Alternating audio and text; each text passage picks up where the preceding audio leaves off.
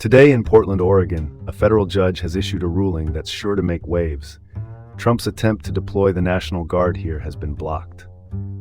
I'm Dean Bark. Welcome to the City Report with Dean Bark. All right, let's dive in. First up, U.S. District Judge Karen Immergut, who, by the way, was appointed by Trump during his first term, has made a significant ruling against the Trump administration. On November 7, 2025, she permanently barred the deployment of the National Guard to our beloved Portland amid protests outside the city's ICE facility.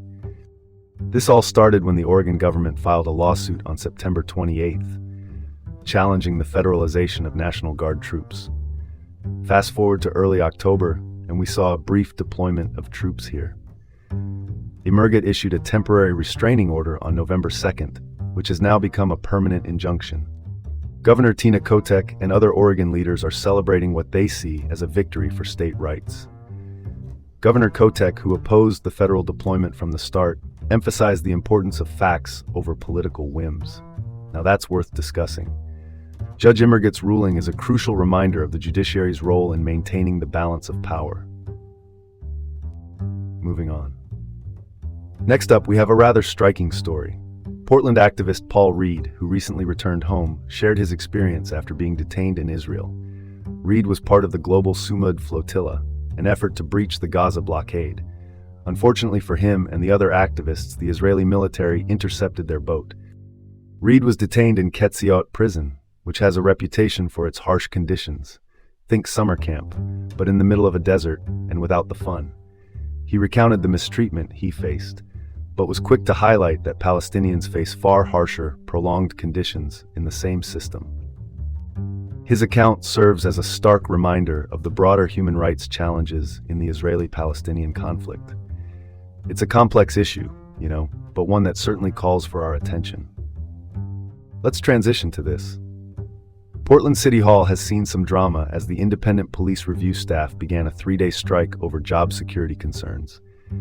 The IPR staff, represented by FCME Local 189005, are worried about their positions amid the creation of a new police oversight office. This strike has disrupted city council operations, with several councilors refusing to cross the picket line. It's like a game of musical chairs, but with more at stake. The new oversight board, approved by voters back in 2020, aims to replace the IPR with a more powerful civilian-led body. The strike underscores the delicate balance between labor rights and administrative reform. Looks like someone forgot the memo on smooth transitions. What's coming up next?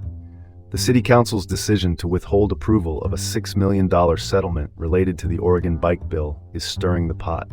The lawsuit, filed in 2022 by Bike Loud PDX, claims the city failed to comply with the state's requirement to include bike facilities in street projects. This settlement was supposed to fund bike infrastructure improvements, like safer routes for kids and shared bus and bike lanes. But without council approval, the case could go to trial. City Councilor Samir Kanal emphasized the need for council involvement in decisions impacting policy and budget.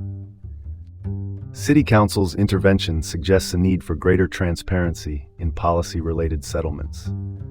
Well, that's one way to look at it. The twists and turns of city politics, folks. All right, next topic. Last up, Portland Councilor Angelita Murillo has proposed diverting over $4.3 million from the Homeless Encampment Removal Program to fund housing and food assistance. This is part of the Fall Technical Adjustment Ordinance, aiming to address long-term homelessness and financial constraints.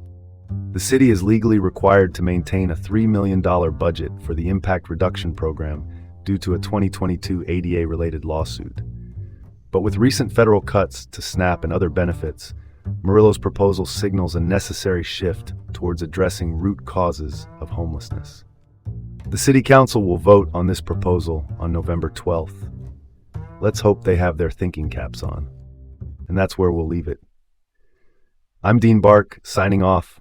Be sure to catch the next episode of the City Report with Dean Bark right here in Portland. Until next time.